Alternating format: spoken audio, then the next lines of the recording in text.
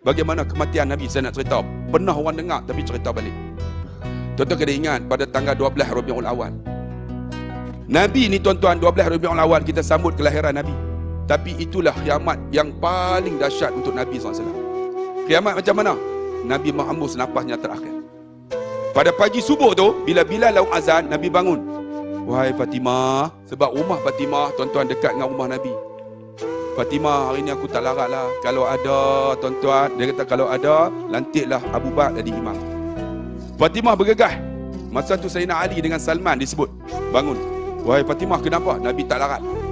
Bila tak larat, ni Salman dengan ni pergi angkat Nabi ni pergi masjid. Tuan-tuan tengok, tak larat pun main masjid. Kita kalau muda tak pernah main masjid, tak tahulah. Sebab tu saya nak bagi tahu. Ni, Nabi SAW ni, masa hidup dia, tak larat, bawa masjid. Bila sampai masjid, Nabi kata, wahai Abu Bakar, naiklah kau jadi imam. Baru Sayyidina Abu Bakar langkah. Tengok-tengok, ini namanya pemimpin melalui teladan. Kan? Bila disuruh, baru buat. Sebab apa? Sebab dia tak mendahului Nabi. Sebab Nabi masih hidup. Kalau tidak, apa salahnya Sayyidina Abu Bakar naik? Tapi dia kata apa? Wahai Abu Bakar, naik langkah, aku tak larat. Baru Sayyidina Abu Bakar langkah. Bila langkah, Sayyidina Abu Bakar berdiri, dia angkat takbir 12 Rabiul Awal. Angkat takbir, Sayyidina Abu Bakar menangis. Sahabat ni sambil duk semayang ni duk tanya, kenapa lah Nabi Sayyidina Abu Bakar menangis ni, teriak ni. Dia baca Bismillahirrahmanirrahim, teriak dia. Sahabat duk tanya, apa siapa teriak ni? Baca surah teriak. Habis semayang, menangis Sayyidina Abu Bakar. Sahabat duk tanya, apa siapa Sayyidina Abu Bakar menangis? Rupanya mereka tak tahu pagi tu pagi yang terakhir bagi para sahabat tengok wajah Nabi. Dah habis sembahyang, mereka angkat Nabi balik ke rumah.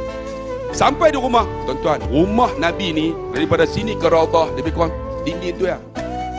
Bila sampai di rumah, Nabi kata, wahai Fatimah, kalau ada siapa nak jumpa aku, kata aku tak mau terima tetamu aku zor. Selang beberapa ketika tuan-tuan, rumah Nabi diketuk orang. Fatimah bergegas buka pintu. Buka, tengok di depan rumah Nabi ada seorang lelaki. Tengok wajah dia seram sejuk. Tengok pakai baju putih. Fatimah tutup. Ya Rasulullah, di luar sana ada seorang lelaki, bila aku tengok wajah dia seram sejuk aku. Siapa dia Rasulullah? Pakai baju putih. Nabi kata, benarkan dia masuk. Dialah yang memutuskan nikmat dan kelazatan dunia ini. Dialah Malaikatul Israel. Israel masuk duduk sebelah kiri Nabi. Dia kata, Nabi tengok tuan-tuan menyerupai seorang lelaki. Nabi tanya, wahai Israel, apakah telah sampai ajalku? Israel kata apa? Ya Rasulullah, aku telah mencari akan umurmu. Pagi ni pagi yang terakhir untuk kamu ya Rasulullah. Tak ada lagi. Nabi kata, wahai Israel, mana Jibril alaihissalam yang sentiasa bersamaku ketika susah, ketika senang? Jibril duduk di langit ketujuh turun, duduk sebelah kanan Nabi menyerupai seorang lelaki. Aku di sini ya Rasulullah. Nabi tanya, wahai Jibril, kenapa tak bersama denganku di saat kematian? Jibril kata apa? Ya Rasulullah, aku tak mampu melihat saat kematian kamu ya Rasulullah. Nabi kata apa? Wahai Jibril, tidakkah aku ni kekasih Allah? Apakah mati ni sakit bagi aku ke, wahai Jibril? Jibril kata apa? Wahai Rasulullah, walaupun engkau kekasih Allah, tapi ni mati ni sakit ya Rasulullah. Saya nak tanya tuan-tuan yang ada ni, tuan-tuan ni kekasih Allah kan? Tuan-tuan ni Habibullah kan? Makcik Khalilullah kan? Makcik Walilullah kan? Makcik ni orang yang jamin syurga kan? Abang orang jamin syurga kan? Kita orang yang buat dosa bayang saat kematian kita. Cuba bayang.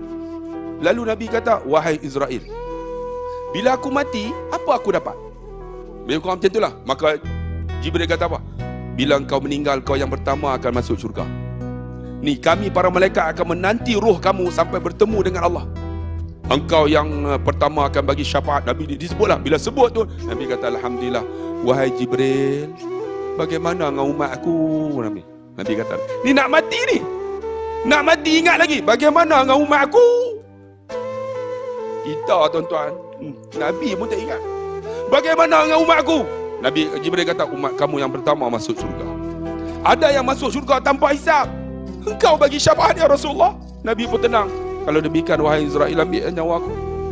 Tuan-tuan, bila diambil 12 Rabiul Awal yang kita sambut hari kelahiran Nabi itu, itulah hari kematian Nabi.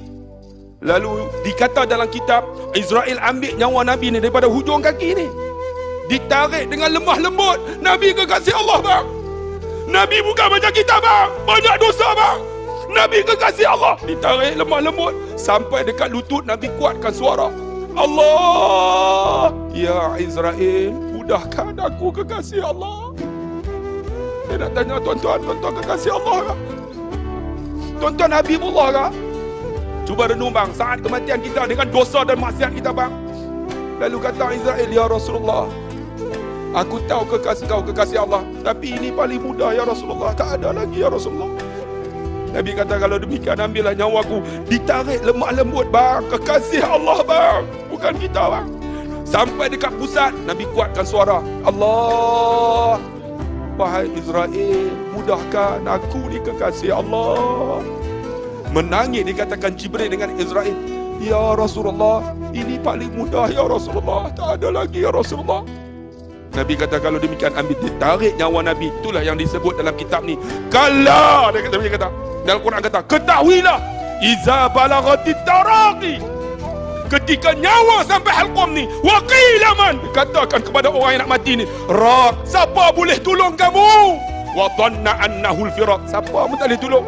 Wal tafati saqa bisa, maka berselisih urat kaki, urat tangan kaki ni. Masa itulah tuan-tuan, ni nama ghararah, dada berolak. Ketika dada berolak itulah Nabi kata apa? Rafiqul a'la, Nabi kata Tuhan paling tinggi. Lalu Nabi celupkan tangannya dalam bejana yang ada air. Nabi sapu daripada atas ni sampai ke bawah. Sebab apa? Tak tahan menghadapi sakaratul maut bang. Inilah kiamat yang kita akan lalu. Lalu disebut dalam setengah kata, Nabi sebut salah, setengah kata ummati yang tu khilaf, setengah sebut salah. Lalu Nabi sapu ni. Ketika Nabi kata Rafiqul A'la, Tuhan paling tinggi tuan-tuan. Aisyah kata apa? Ketika aku lihat Nabi pada ketika itu, aku menggerunkan. Ini Nabi kekasih Allah menghadapi saat mata. Macam mana aku? Aisyah kata. Lalu tuan-tuan, ditarik nyawa Nabi ni. Kemudian tuan-tuan, Nabi sebut Rafiqul A'la, salah nisa'ukum, perempuan-perempuan jaga. Kemudian nyawanya keluar melalui ubun-ubunnya. Tersebarlah haruman kasturi yang tak dapat dicium oleh manusia dan jin. Nabi kekasih Allah meninggal pada 12 Rabiul Awal.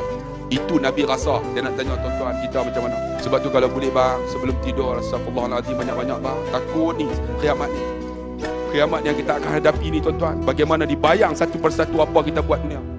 Takut tuan-tuan, apa yang kita buat nanti Tuhan akan tengok masa keburukan, masa nak mati. Adik, ingat adik, kematian tu menanti kita. Jadilah masa muda ni orang baik, insya-Allah kita akan mati juga benda yang baik. Harap-harap tentulah.